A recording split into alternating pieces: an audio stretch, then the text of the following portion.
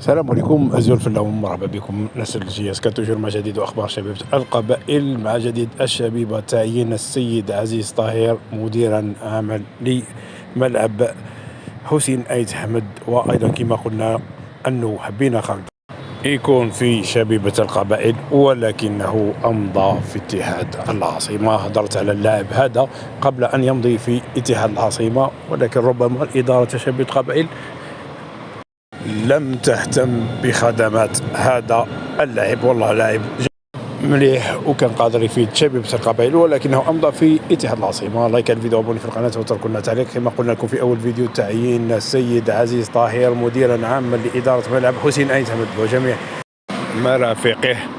يذكر ان طاهر شغل في مديريه الشباب والرياضه لمدينه تيزي وزو، والذي تحمل مسؤوليه تسيير الملعب منذ أن افتتح الملعب، يعني منذ افتتاحه. وكتعرف مع طالب شبيبة القبائل دائما ما تكون في الصفحات وعبر القنوات اللي يحبوهم يعرفوا كيف يوصلون لنداء لهذه الإدارة. حاجة هو طلب فقط، حاجة نطالب بها المدير العام الجديد هو إعادة النظر في البرمجة. أين اللعب فقط لقاء واحد في هذا الملعب في يوم الجمعة إن شاء الله، ثم هناك توقيت مباريات لا يسمح لأنصار التوافد بقوة. هذا مطلب أنصاري عبر صفحاته، ربما ارتيكل كتبت لكم أو تكلمت عنه. يظل لي مطلب أنصار أنه يكونوا يوم الجمعة، ولكن هذه ربما البرمجة يمشيها المدير، والله أظن بأن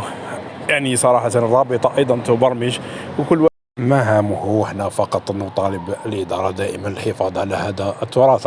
يعتبر تراث من تراث مدينة تيزي وزو، حفاظ عليه. شاهدنا المنتخب الوطني أصبح يلعب فيه، شاهدنا يجي يلعب هنا في شبيبة القبائل ضد شبيبة القبائل، يقدم دائما حاجة مليحة، يقول لك راهو ملعب عالمي. هذا هو الحفاظ عليه وفقط وفقط. هذا هي مطالبة تاعنا. البرمجة قضية البرمجة هو اتفاق، وأيضا دائما ما يكونوا متفقين مع الناس اللي قاعدين يبرمجوا في المباريات. هذا ما كان نتمنى التوفيق لكل واحد يحكم مسؤولية، خاصة الملعب ملعب جميل كما هذا إن شاء الله يا رب العالمين.